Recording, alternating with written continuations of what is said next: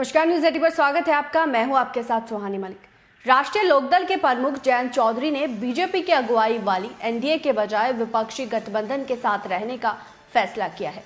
RLD 24 के चुनावी मैदान में बीजेपी के साथ मिलकर आसानी से जीत दर्ज कर सकती है, लेकिन वर्तमान की सियासी फायदा उठाने के बजाय भविष्य की सियासत करने का फैसला जयंत ने लिया है। अगर क्रिकेट की भाषा में समझे तो T20 के बजाय टेस्ट मैच के फॉर्मूले वाली पॉलिटिक्स करने की दिशा में जयंत चौधरी अपने अगले कदम को वो बढ़ा रहे हैं। भविष्य के देखते हुए जयंत चौधरी में विपक्षी दलों के गठबंधन इंडिया के साथ जाने का फैसला किया। साथ ही पार्टी और बीजेपी के खिलाफ दो हाथ करेगी।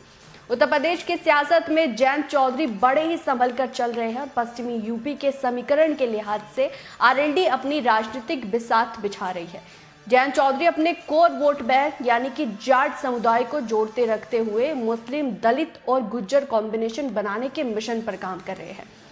मुजफ्फरनगर के खतौली में जो उपचुनाव हुए उसमें आरएलडी को इसी फॉर्मूले से बीजेपी के खिलाफ जीत मिली, जिससे जयंत चौधरी के हौसले और भी ज्यादा बुलंद हो गए। पश्चिमी यूपी में जाट, मुस्लिम, दलित और गुज्जर समुदाय एक साथ आकर किसी भी दल का खेल बनाने और बिगाड़ने की ताकत रखते हैं। पश्चिमी यूपी के जिलों में मुस्लिम 30 से 45% तक है, जो जाट भी 20 से 30% है।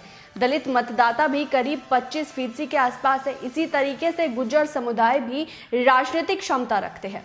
अगर चार जाति एक साथ मिल जाती है तो बीजेपी के लिए पश्चिमी यूपी में काफी मुश्किलें खड़ी हो सकती है। पश्चिमी यूपी में मुस्लिम समुदाय का विश्वास जीतने के लिए जयंत चौधरी ने सपा से हाथ मिला रखा तो है, वहीं दलित वोटों के लिए चंद्रशेखर आजाद के साथ भी अपनी दोस्ती को मजबूत किया है और कांग्रेस को भी गठबंधन में शामिल किए जाने की लगातार पैरवी कर रहे हैं। ऐसे में बीजेपी के साथ जाने पर उनके मुस्लिम दलित को आरएलडी के जोड़ने के सियासी फॉर्मूले पर ग्रहण लग जाएगा। इसलिए जयंत चौधरी ने इंडियन जो अलायंस है, जो गठबंधन है, उसी में रहकर 24 का चुनाव लड़ने का एक दावा किया है और वो विपक्षी गठबंधन इंडिया के साथ है और रहेंगे। बीजेपी के साथ गठबंधन की बातें मीडिया की मनगढ़ंत कहानी है, ये कहते हुए जयंत चौधरी अक्सर नजर आते हैं। आरएलडी के बीजेपी के साथ गठबंधन के कयास लगाए जा रहे हैं और जयंत चौधरी ये बात भी जानते हैं कि बीजेपी के साथ गठबंधन कर 24 का चुनाव जीता जा सकता है, लेकिन सियासत में अगर लंबी पारी खेलनी है तो उन्हें विपक्षी गठबंधन के साथ ही रहना होगा।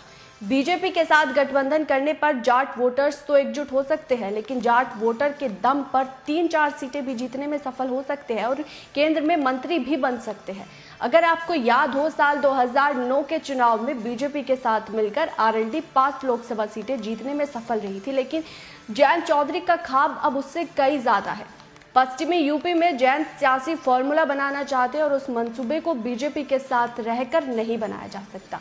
यही वजह है कि जयंत चौधरी मौजूदा फायदा उठाने से ज्यादा भविष्य की अपनी जो सियासत है उसे मजबूत करना चाहते हैं। जयंत चौधरी को पता है कि बीजेपी के साथ हाथ मिलाना है तो मुसलमानों और अपने साथ जोड़ नहीं रख पाएंगे, क्योंकि मुस्लिम वोट पैटर्न ही बीजेपी विरोधी रहा है। बीजेपी के साथ जयंत अगर हाथ मिलाते हैं तो मुस्लिम फिर कभी उनके साथ नहीं आएंगे। इसके अलावा वो चंद्रशेखर के जरिए दलित वोटर्स को जोड़ने की मुहिम पर भी लगे हैं और उन्हें उम्मीद है कि बसपा अगर कमजोर होती है तो मायावती का जो विकल्प है चंद्रशेखर आजाद बन सकते हैं। ऐसी स्थिति में चंद्रशेखर के साथ दोस्ती का सियासी फायदा उन्हें भी मिलेगा, लेकिन बीजेपी के साथ गठबंधन करने पर चंद्रशेखर को साथ रखना आसान नहीं है।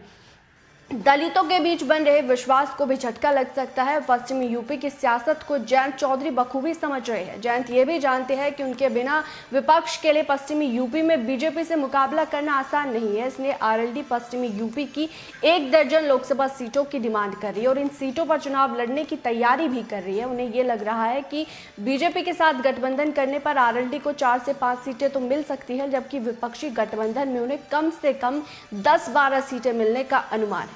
इसी तरीके से आरएलडी को सीटों के लिहाज से एनडीए की तुलना में इंडिया में ज्यादा फायदा दिख रहा है। इसके अलावा विपक्षी खेमे में रहते हुए वो अपनी भविष्य की सियासत को धार दे सकते हैं और यही वजह है कि जयंत चौधरी को सत्ता पक्ष के बजाय विपक्षी खेमा सियासी तौर पर ज्यादा सूट कर रहा है। बहरहाल इस रिपोर्ट पर आपकी क्या राय है, आप क्या समझते हैं, वो जरूर कमेंट बॉक्स में बताइएगा, अपनी राय रखिएगा। मेरे साथ फिलहाल इतना ही, मुझे दीजिए इजाजत। नमस्कार।